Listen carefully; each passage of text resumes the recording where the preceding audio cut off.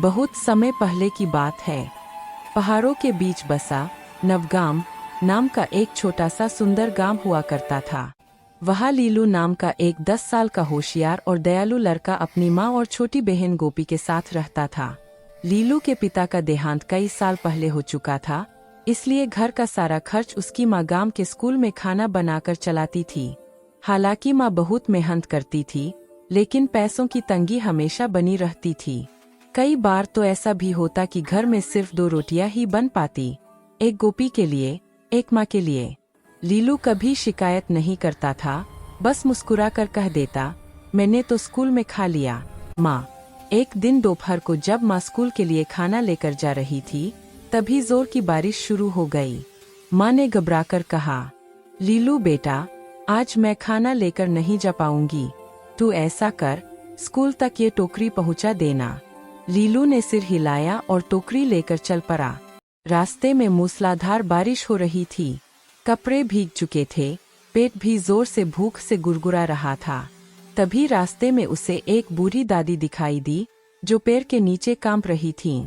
दादी ने कमजोर आवाज में कहा, बेटा, सुबह से कुछ खाया नहीं, कुछ मिल जाए तो आशीर्वाद दूं। लीलू ने टोकरी खोली। उसमें स्कूल के लिए बनी गरम-गरम खिचड़ी और 2 रोटियां थीं। वह जानता था कि अगर टोकरी खाली पहुंची तो माँ को डांट पड़ेगी, लेकिन दादी की हालत देखकर उसका दिल पिघल गया। दादी, पहले आप खाइए। उसने रोटियां और आधी खिचड़ी उन्हें दे दी। दादी मुस्कुराईं, खाना खाया और बोली, बेटा, तेरे भीतर अपार दया है, मेरे पास तेरे लिए कुछ है। उन्होंने अपनी पोटली से एक साधारण सी पीतल की थाली निकाली। ये ले, ये जादुई थाली है। इसका उपयोग नेक कामों में करना। जब भी सच्चे मन से किसी की भूख मिटाने की इच्छा करोगे, ये थाली अपने आप खाना भर देगी। लीलू आश्चर्य में पड़ गया, लेकिन दादी तो देखते ही देखते गायब हो गईं। वह जल्दी से स्कूल पहुंचा। टोकरी में बची थोड़ी सी खिचड़ी देखकर माँ चिंतित हो गईं। कैसे गिर गई इतनी खिचड़ी? लीलू कुछ बोल पाता उससे पहले ही स्कूल के बच्चे चारों तरफ जोर जोर से चिल्लाने लगे, मास्टर जी, खाना कम पड़ गया।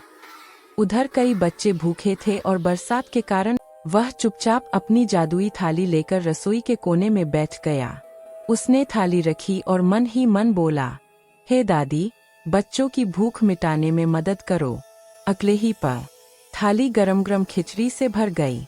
लीलू ने थाली वहां रखी, बगल वाली थाली फिर भर गई, फिर अगली, और देखते देखते स्कूल के सभी बच्चों का पेट भर गया। माँ और मास्टर जी हैरान रह गए। इस बात की चर्चा पूरे गांव में फैल गई। अब जब भी गांव में किसी के घर अनाज कम पड़ता, बीमारी के कारण कोई काम पर नहीं जा पाता या अचानक मेहमान आ जाते, वे लीलू की जादुई थाली के नीचे खड़े हो जाते। धीरे धीरे गांव में कोई भूखा नहीं रहा, सब एक दूसरे की मदद करने लगे। एक दिन माँ ने लीलू से पूछा, बेटा, तूने ये थाली कहाँ से पाई? लीलू बोला, माँ, यह थाली तब मिली जब मैंने किसी भूखे की मदद की। शायद इसी वजह से यह हमारा साथ दे रही है। माँ ने उसे गले लगाकर कहा, बेटा, असली जादू थाली में नहीं, तेरे दिल में है। इस तरह लीलू की दया, उसकी माँ की सीख और जादुई थाली ने पूरे गांव को खुशियों से भर दिया। दया का दिया हुआ कभी व्यर्थ नहीं जाता। नेक दिल में ही सबसे बड़ा जादू होता है।